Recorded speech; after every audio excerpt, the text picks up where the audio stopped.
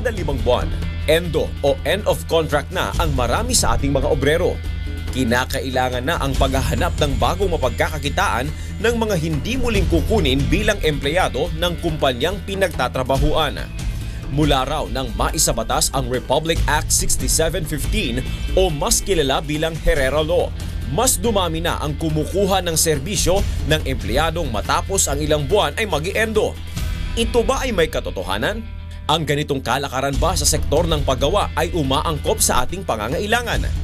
Dito sa Pilipinas, malaking problema ng ating pamahalaan ang bigyan ng empleo ang ating mga kababayan. Makabubuti ba ang contractualization upang makahikayat ng mga mamumuhunan? Paano naman ang nagpapatulo ng pawis na si Juan? Sa kanila ba, ito ay makatarungan?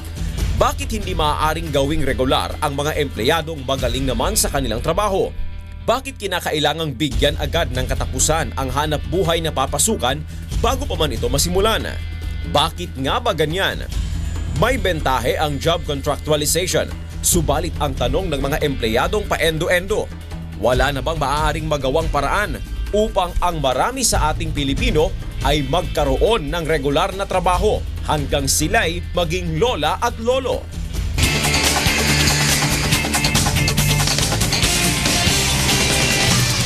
Endo, na-invento ang salitang ito dahil marami na talaga sa ating mga manggagawa ang nasa ilalim ng ganitong uri ng kondisyon. Marami tayong dapat maitanong sa ating mga bisita ngayong gabi dito sa studio. Kaya uumpisa na natin at ipapakilala ni Tito Joe ang ating panauhin. While waiting for our other guest, Prof. George, we have with us in our studio a graduate of the San Beda College of Law. Siya po ay dating Executive Labor Arbiter, dating Philippine Ambassador to the United Arab Emirates. Siya po ay naging Chairperson of the National Labor Relations Commission. Now, the party list representative of the Overseas Filipino Workers Party List Group. Walang iba kundi si Congressman Roy Senieres. Good evening, Congressman. Good evening, Jocas. Good evening, George. And welcome to Political Watch. Welcome back. Thank you very much.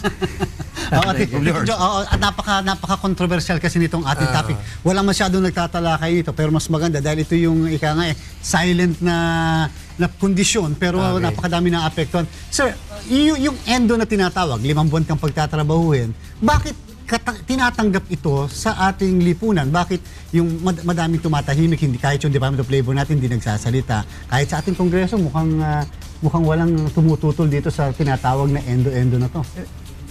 Nandyan na sa batas na bawal ang contractualization. I refer to Article 280 of the Labor Code, which says that when the job of a worker is necessary and desirable, yun ang words na ginamit ng batas. Operative phrase. That's not I'm not the one using that word. It's the law.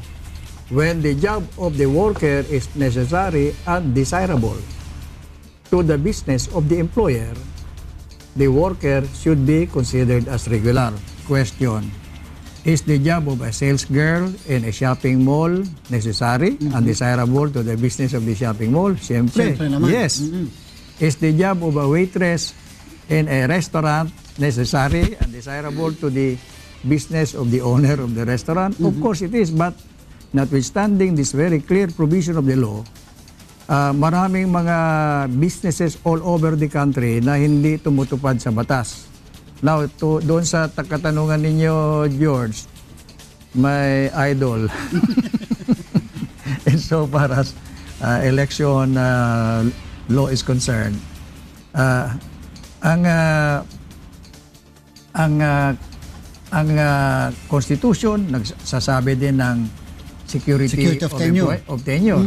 At yung sa sinasabi kong Article 280, nakalagay pa dyan, contracts, either written or oral to the contrary, notwithstanding, once the job is considered as necessary and desirable, then baliwala rin po yung kontrata niyon. Baliwala kontrata, baliwala. Congressman, paano ito patuloy na nangyayari?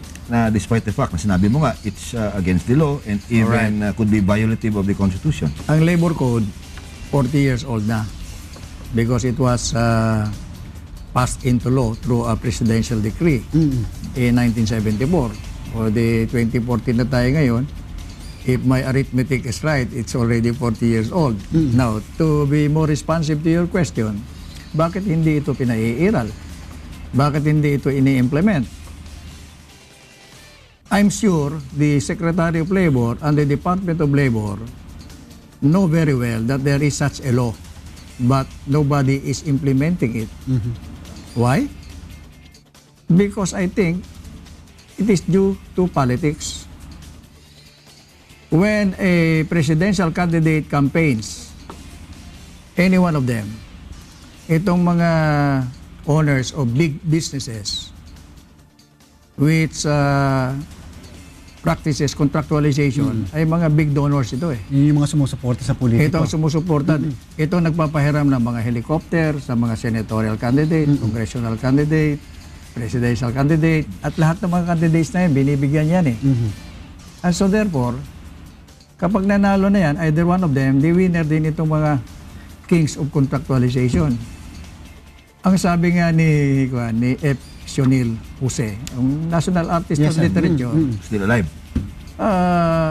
this country is still a colony, not anymore of Spain, But, not anymore of America, but of the oligarchy. We still are a colony of the oligarchy, and the oligarchy controls the government. sir, meron po kayong yung kalimitan kasi yung Endo, 5 buwan eh. Sabi niyo ba yung napaka-importante ng, naririnig ko, sinasabi niyo yung number 5 na yan na napaka-importante. Bakit ba importante yung 5 na yan? Parang naaabuso yata. Sabi mo, pag 5 buwan, hindi na i-extend. Parang nagagamit na lang na nagagamit siyang 5 na yan. Maraming ulterior motive kaya ginagawang 5. Alam mo, napakabait nyo pa nga dahil ang tawag ninyo sa contractual employees INLO. Ang tawag ng iba dyan, lalo na yung mga employer nila, mga 555, biro mo. Sardinas sa sardinas lang. Tinatawag pang sardinas, samantalang nilalabag na nila yung security of employment. So bakit 5? Kasi merong batas na kapag umabot na ng 6 months, Regular na. kahit anong klaseng usapan, regular na. Kaya tiniterminate. Basta umabot lang sa 6 months, ha? 6 months. So, halimbawa, hinire mo yan, umabot na ng 6 months, regular na yan. Kaya tiniterminate na nila pag 5 months. Kaya nagiging 555. Para safe. Para safe. Kaya lang, dahil 555 nga, pwede kang i-renew, pwede kang hindi i-renew. Kaya, hindi na nagre-reklamo yung ating mga kawawang manggagawa. Halimbawa, sir, mayroon ba kaming 30-month pay? Masaya ka masyado, gusto mo, hindi na kita ma-rehire. Alam niyo ba na pati mga uniforme ng mga yan, salary deduction? Kanina lang, hindi ko na babanggitin ang pangalan ng restaurant. Kasi nandoon kami kumakain. Ang gaganda ng mga uniforme, pula. Sabi ko, ano bang status nyo rito? Contractual ba kayo? Opo, contractual kami. So, meron ba kayong 30-month pay? Wala po eh. Although alam namin yung iba meron. Yung uniforme ninyo, sino nagbabayad niya? Kami po, salary deduction ito. Biro mo yan. Walang 30-month pay, walang SSS. And they're supposed to be regular because that is what the law says. And yet, the law is being ignored and government is turning a blind eye on the implementation of the law. May nag-file na ba ng mga kaso to put a stop to this practice? Lalo na ika nga very clear na labag ito sa batas and maybe even the Constitution. Meron sa NLRC mga kasong ganyan. Kaya lang case-to-case, individual cases. Hindi talaga general pa. Hindi, that's why, Jocas, Attorney Garcia, I will be shortly filing a class suit on behalf of the victims of contractualization in this country.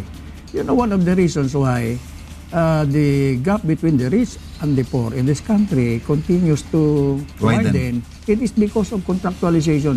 Napansin niyo ba yung nakalista dyan? About 12 Filipinos who are in the list of Forbes magazine's richest. Halos kalahati dyan, practitioners of contractualization. Hindi ba tayo magtataka na third world country tayo, tapos isang dosena ng mga Pilipino mga dollar billionaire? kahilera na si Warren Buffett. Kahilera na si Bill Gates. Yung mga businesses na mga yan, walang contractualization eh. Pero sir, kung halimbawa, sa halip na 5 buwan, sabihin ng iba as a form of compromise, sige, di gawin natin mas mahaba yung period ng contractualization. Sa halip na 5 months, gawin natin 10 months. And after that, itaas din natin yung pagiging, sabihin natin up to 12 months yung pagiging regular employee. Para naman kahit paano medyo matagal-tagal ng konti employment. That will still be violative of the law because the test is your job necessary to the main line of business or trade of the employer? If the answer is in the affirmative, you have to be considered as regular. And once you are a regular employee, you cannot be terminated from work unless there is a just cause. Anong mga just cause? Dahil ang parent law ay yung security of tenure. Yes, sir. No worker in this country should be terminated from work unless there is a just or authorized cause. Subject to several exceptions. No? So what are the just causes? Ang pagkaalam ko, lima lang ang just causes. Ano ito? Serious misconduct. Correct. Take note, kung ang misconduct ay hindi serious, hindi ka pwedeng tanggalin. Walang just cause. Oh. It has to be serious. It has to be serious. Otherwise, warningan ka lang o suspended. Gross and habitual neglect. Gross. Gross. And take note of the... Pag wala yung gross, suspended lang or warning. Okay. Gross and habitual. Habitual man yan, hindi naman gross. O gross lang man yan, hindi naman habitual. Hindi ka rin They have to come tanggalin. together. Isa pa, willful breach of trust. Willful. Take note, kailangan yung breach of trust willful.